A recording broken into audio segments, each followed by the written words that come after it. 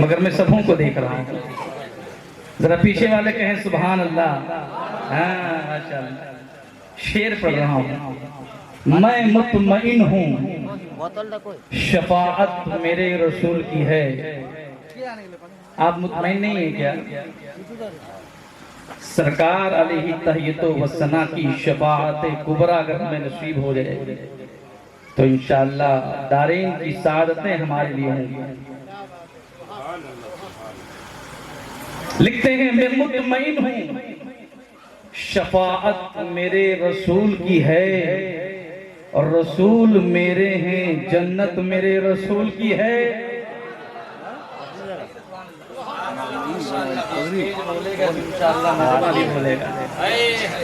ان اشعار کو استعمال کرنے کے بعد مہندی سب گواہ ہیں. بکاروں کی سرزمین پہ گیا تھا, آگ بھڑک رہی تھی, یہاں دھواں بھی نہیں نکل رہا. کچھ بولیے تاکہ بولنے میں مزہ آئے, لگے کہ ہاں آپ سے مخاطب ہوں. میں مطمئن ہوں شفاعت میرے رسول کی ہے, رسول میرے ہیں جنت میرے رسول کی ہے. اور سنا دو ان ظالم یزیدیوں کو جو سمجھتے ہیں خود کو مالک. سنا دو ان ظالم یزیدیوں کو سمجھتے ہیں خود کو جو مالک. ارے زمین خدا کی ہے, حکومت میرے رسول کی. نعرہ تکبیر. پورا مجمع نعرے کا جواب دیے. نعرہ تکبیر, نعرہ رسالت, نعرہ رسالت, مسلک اعلیٰ حضرت سرزمین سندال دی. سنا دو ان ظالم یزیدیوں کو سمجھتے ہیں خود کو جو مالک. ارے زمین خدا کی ہے, حکومت میرے رسول کی. اور یہ آخری شعر پڑھنے جا رہا ہوں, شروع سے لے کر اخیر تک مجمع کی زبان خاموش نہیں رہنا چاہیے. بالکل بیداری کے ساتھ اس شعر کا استقبال کیجئے گا کہ مجھے یقین ہے نہ جانے دیں گے ہم جیسوں کو جہنم میں. اگر یقین ہے تو ذرا کہیں سبحان اللہ. مجھے یقین ہے نہ جانے دیں گے ہم جیسوں کو جہنم میں. یارو یہ ہمت میرے رسول کی ہے, یہ ہمت میرے رسول کی ہے. ملت کے نوجوانوں, اسلام کے شہزادوں اور خاتون جنت کی مقدس کنیزوں,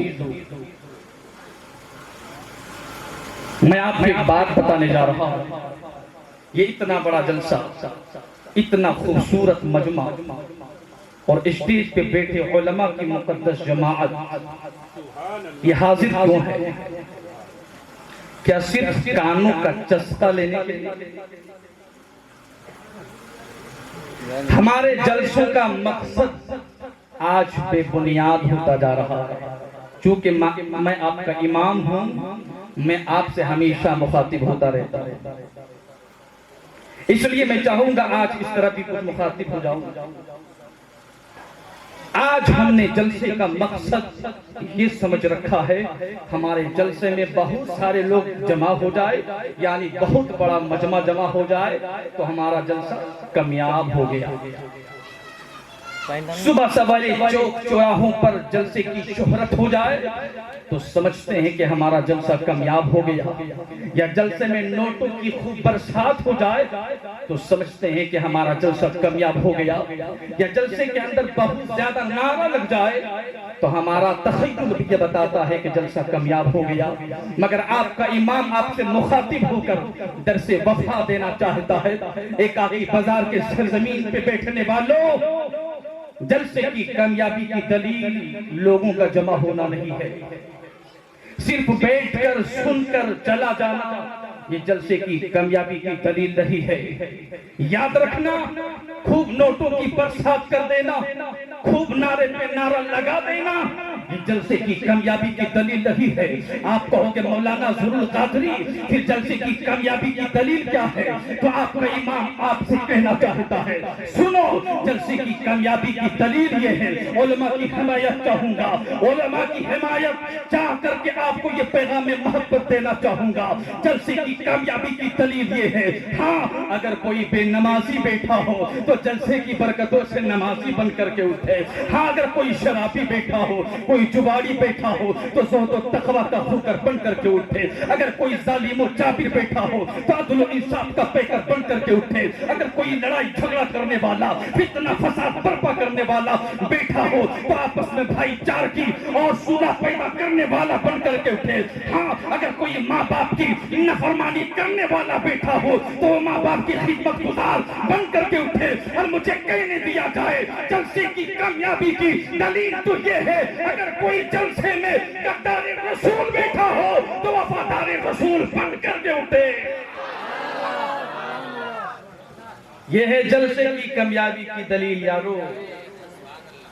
صرف بیٹھ کر کے کانوں کو بھر کر کے چلا جانا, جیسے زیرو میں آئے تھے ویسے ہی زیرو میں گئے. اس سے آپ کا مقصد حاصل ہونے والا نہیں. آج جس عظمت والدین کانفرنس میں تشریف فرما ہے, آپ جانتے ہیں یہ ایصال ثواب کی محفل ہے. اس لیے صرف ایک حدیث پڑھ کر کے آگے گزرنا چاہوں گا. اللہ کے حبیب صلی اللہ علیہ وسلم نے ارشاد فرمایا, ترفع للمیت بعد موته درجة فيقول اے ربی ای شیء هذه يقال ولدك استغفر لك. یعنی اللہ کے پیغمبر ارشاد فرماتے ہیں جب کوئی بندہ خدا, بندہ مومن اس دنیا سے رخصت ہوتا ہے, بندہ مومن, بندہ مومن, بندہ کافر, بندہ مومن, بندہ خدا, مومن بندہ کافر نہیں, غیر نہیں, یہ قید لگا کر کہہ رہا ہوں. جو مومن بندہ اس دنیا سے رخصت ہوتا ہے, آقا فرماتے ہیں درجت, اس کا ایک درجہ بلند کر دیا جاتا ہے. ذرا کہیے سبحان اللہ. ایک درجہ بلند کر دیا جاتا ہے. اب جیسے ہی قبرستان میں جانے کے بعد, جنازے کی نماز پڑھنے کے بعد قبر میں ڈالا جاتا ہے, ویسے ہی فرشتے آنے کے بعد کہتے ہیں تیرا ایک درجہ بڑھا دیا گیا. جانے والا مرحوم کہتا ہے پروردگار میرا یہ درجہ کیوں بڑھایا گیا, میرے یہ مقام کیوں اونچا کیا گیا؟ میں نے تو زندگی بھر نماز نہیں پڑھی, میرا عمل شریعت کے مطابق زندگی بھر نہ رہا. بخاری شریف کی حدیث کی وضاحت اپنے الفاظ کی جامعیت میں کرنے جا رہا ہوں, ذرا توجہ سے سننا. پروردگار میرا یہ مقام کیوں اونچا کیا گیا؟ اتنے ہی میں حاطف غیبی سے آواز آتی ہے, اے بندے خدا تیرا درجہ نمازوں کی بنیاد پہ نہیں بڑھایا گیا. ذرا کہیے سبحان اللہ. تیرا درجہ روزوں کی بنیاد پہ نہیں بڑھایا گیا ہے, تیرا درجہ زہد و تقویٰ کی بنیاد پر نہیں بڑھایا گیا ہے, تیرا درجہ پرہیزگاری کی بنیاد پر نہیں بڑھایا گیا ہے, تیرا درجہ ماں کی خدمت گزاری کی بنیاد پر نہیں بڑھایا گیا ہے. حاطف غیبی سے آواز آتی ہے, جو ہی یہ جملے استعمال ہوتے ہیں وہ پکار کر عرض کرتا ہے پروردگار پھر میرا یہ مقام کیوں اونچا کیا گیا, میرا درجہ کیوں بڑھایا گیا؟ پھر آواز آتی ہے اے بندے خدا سن, اس دنیا سے رخصت ہو جانے کے بعد تیرے تیجے میں اور 40ویں میں لوگوں نے تجھے نہیں بھلایا, تیرے خاندان والوں نے, تیرے شہزادوں نے, جملہ خاندان والوں نے, رشتہ داروں نے تیرے نام سے استغفار کی محفل کے لیے عظمت والدین کانفرنس کو سجایا, اس لیے تیرا درجہ بڑھا دیا گیا.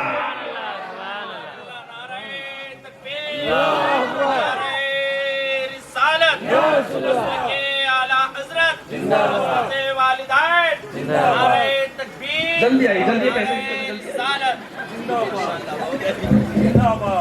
ماشاء اللہ, بہت نوٹ آ گئے. ایک بار اور نعرہ لگائیں گے, جگہ مل جائے.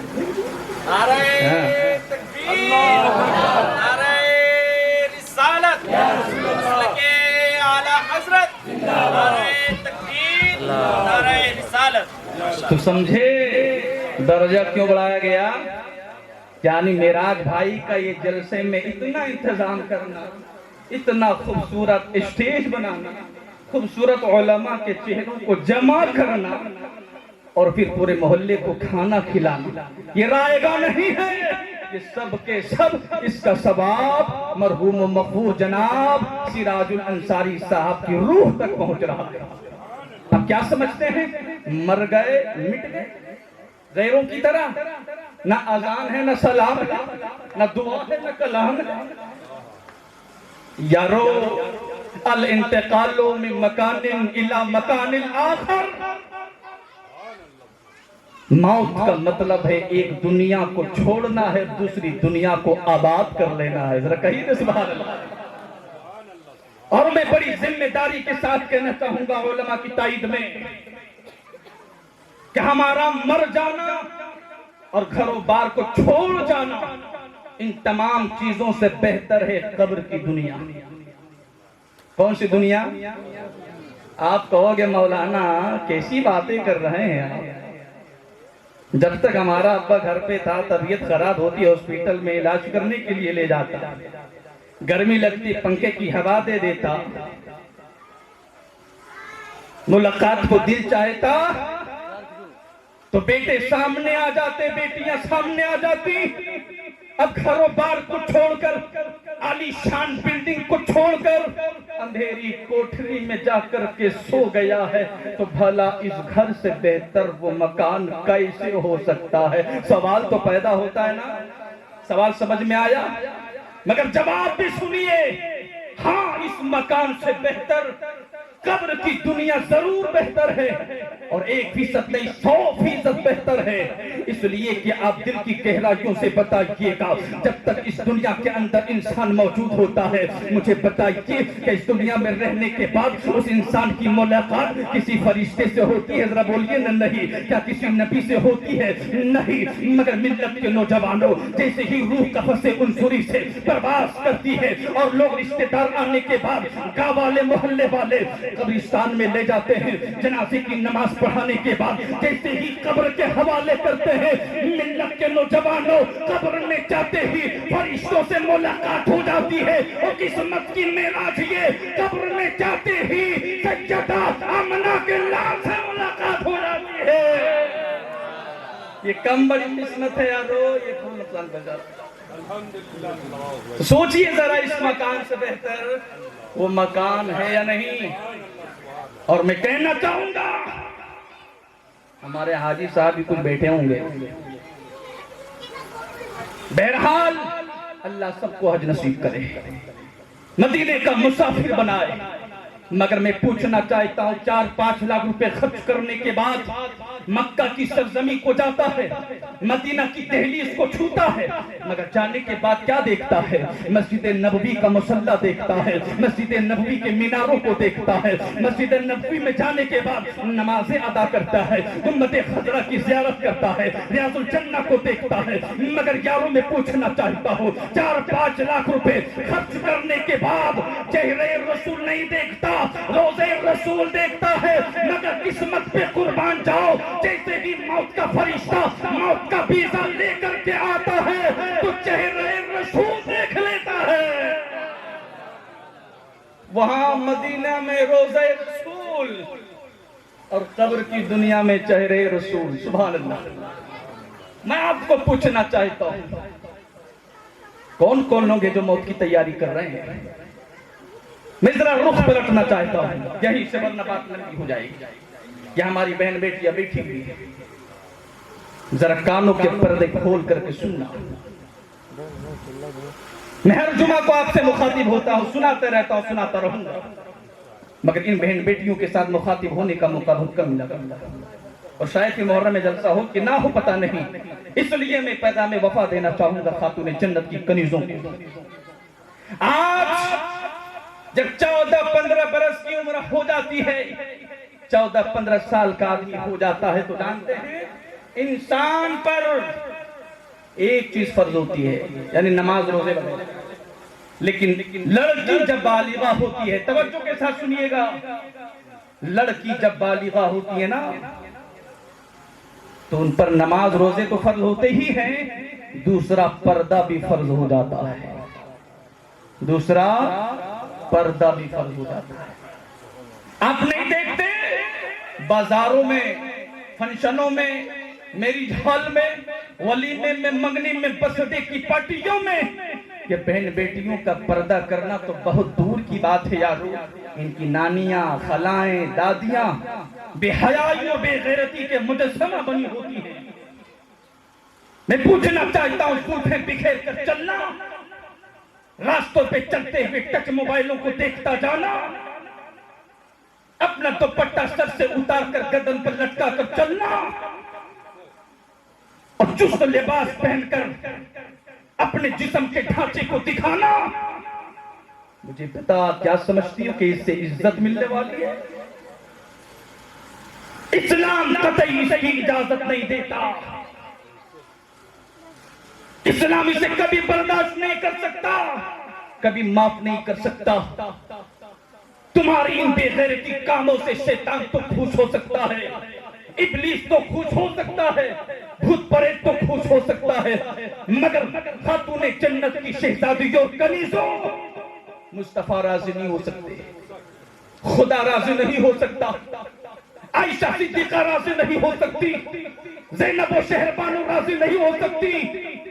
اس لیے میری بہن بیٹیوں، اگر مصطفیٰ کی بیٹی خاتون جنت کو راضی کرنا چاہتی ہو تو خدا را چہرے کی نمائش کر کے بے پردہ بازاروں میں گھومنا بند کر دو، گاردنوں میں جانا بند کر دو، پارکوں میں بے پردہ گھومنا بند کر دو. اس لیے کہ اب انگریزوں کا لباس پہن کر، چست لباس پہن کر بے پردہ جب گھومتی ہو تو شیطان خوش ہوتا ہے. ملت کے نوجوانوں اور اسلام کے مقدس شہزادیوں، میں آپ سے پوچھنا چاہتا ہوں، بے پردہ ٹی وی کے سامنے بیٹھ کر کے نہ جانے کیسے کیسے گانے فلم دیکھتی رہتی ہو، میں پوچھنا چاہتا ہوں کب تک تم ان بے حیائیوں کے اڈے کو آباد کرتی رہو گی؟ میری مقدس شہزادیوں، اسلام کی کنیزوں، ذرا اپنے کان کے پردے کھول کر کے سننا، بڑی پیاری بات بتانے جا رہا ہوں. شیطان کو خوش کرنا چاہتی ہو یا بتا مصطفیٰ کی بیٹی کو خوش کرنا چاہتی ہو؟ اگر مصطفیٰ کی بیٹی خاتون جنت کو خوش کرنا چاہتی ہو تو سن، فاطمہ کی حیا کا لباس پہن کر ٹی وی کے سامنے بیٹھنا بند کر دے، قرآن کے سامنے بیٹھنا شروع کر دے. دیکھنا پیغمبر بھی راضی ہو جائیں گے، پیغمبر کی بیٹی خاتون جنت بھی راضی ہو جائیں گی. آپ نے کیا سمجھ رکھا ہے؟ آج تو ہماری ماں کا حال مت پوچھیے. بعض بیٹیوں کا تو یہ کہنا ہے مجھے حسن ملا ہے تو دکھانے کے لیے، چھپانے کے لیے نہیں، یہ دکھانے کے لیے. اور بعض ماؤں کی خفیہ تدبیر تو سوچیے. بعض مائیں شادی کے فنکشنوں میں، میری ہال میں، بازاروں میں اپنی بیٹیوں کو سجا کر کے، سنگار بناؤ کر کے اور زلفیں بکھیر کر کے لے جاتی ہیں مائیں. اور لے جانے کے پیچھے مقصد کیا ہوتا جانتے ہیں؟ کہ ہماری بیٹیوں کی خوبصورت زلفیں لوگ دیکھیں گے، چہرے کی خوبصورتی کو دیکھیں گے، اچھا رشتہ ملے گا.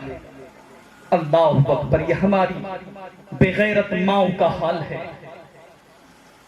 میں پوچھنا چاہتا ہوں، اپنی جوان بیٹیوں کو سجا دھجا کر کے شادی اور فنکشنوں میں لے جانے والی ماں، یہ عقل کہاں چلی گئی ہے؟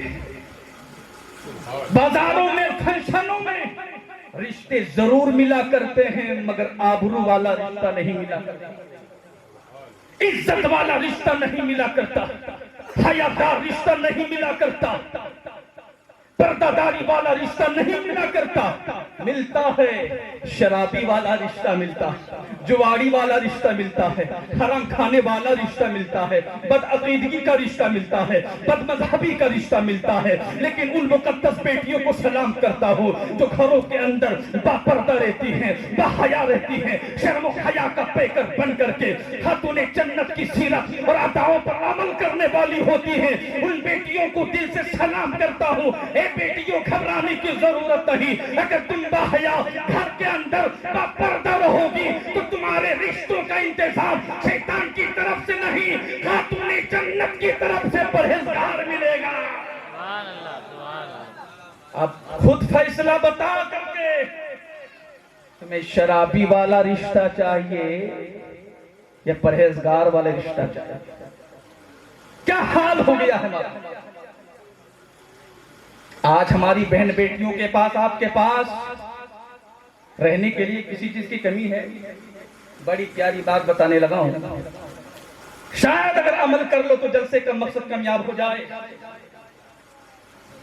آج ہماری بیٹیوں کے پاس 10 جوڑے کپڑے، 15 سوٹے ہیں، 5,000 کے 10,000 کے، مگر افسوس ہے کہ پردہ نظر نہیں آتا. افسوس ہے پردہ نظر نہیں آتا. یہ کمی کس کی ہے؟ یہ کمی ماؤں کی ہے، باپ کی ہے. کاش ہمارے والدین، ماں اور باپ بچپن ہی میں لڑکیوں کو سبق سکھا دیا ہوتا، تعلیم قرآن سے آراستہ کر دیا ہوتا، نماز کی تعلیم دے دیا ہوتا، خاتون جنت کا کردار سینوں میں سجا دیا ہوتا، تو ملت کے نوجوانوں، آج ہماری بہن بیٹیاں بازاروں میں جا کر اپنی آبرو کا سودا نہ کرتی، بلکہ خاتون جنت کا کردار اپنے سینوں میں سجا کر پورے محلے کا نام روشنا کو تابناک بناتی نظر آتی. آپ نے سمجھا نہیں بیٹیاں کیا چیز ہیں؟ اللہ کے حبیب نے فرمایا یہ بیٹیاں تمہارے لیے جوہر ہیں، جوہر، سونے اور چاندی کے مثل ہیں. مجھے دل سے بتائیے سونا اور چاندی کو کہاں پہ رکھا جاتا ہے؟ بازاروں میں. علماء کی توجہ، آخری بات کہنے جا رہا ہوں. گارڈنوں میں، پارکوں میں، گھر کے باہر سونا چاندی کہاں رکھا جاتا ہے؟ بند تجوریوں میں رکھا جاتا ہے، بند بکسے میں رکھا جاتا ہے. اب اگر سونا چاندی کو گارڈنوں میں اچھال کر پھینک دو، بازاروں میں کھلے عام چھوڑ دو، اب بتا آپ کا سونا محفوظ رہے گا؟ ارے بولیے نا، آسان سا سوال ہے نا. اگر بازاروں میں اپنے جواہرات چھوڑ دے تو آپ کا وہ جوہر باقی رہے گا، زندہ رہے گا، چور جائے گا نا؟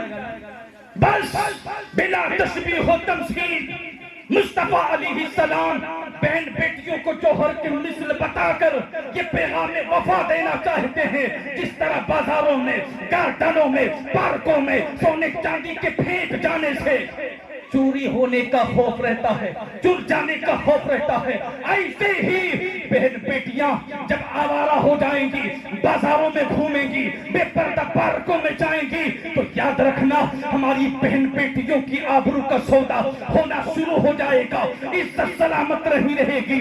اس لیے اسلام کی مقدس شہزادیوں، میں تم سے مخاطب ہو کر کے کہنا چاہتا ہوں اور پیغام دینا چاہتا ہوں، آج سے عہد کر لو اپنے گھروں کے اندر رہنا ہے، بند کمرے میں رہنا ہے. اس کا مطلب نہیں لوگ کرتے لیں، نہیں، با پردہ رہو، با حیا رہو. اگر با حیا بن کر کے خاتون جنت کا کردار سینوں میں سجا کر کے گھروں کے اندر رہنا شروع کر دو گی تو یاد رکھنا اسی دن سے تمہارا گھر جہنم کا نہیں جنت کا نمونہ بنتا نظر آئے گا.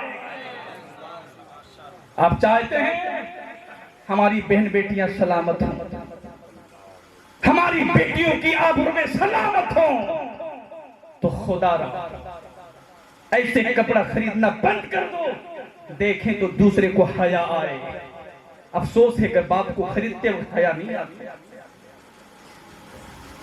یہ ہماری بہن بیٹیاں ہیں، آپ روزانہ اخباروں میں، میڈیا میں سنتے رہتے ہو. آج ہماری قوم کی بچی دوسرے مذہب کے ساتھ چلی گئی، ہماری قوم کا بچہ دوسرے کے ساتھ بھاگ گیا.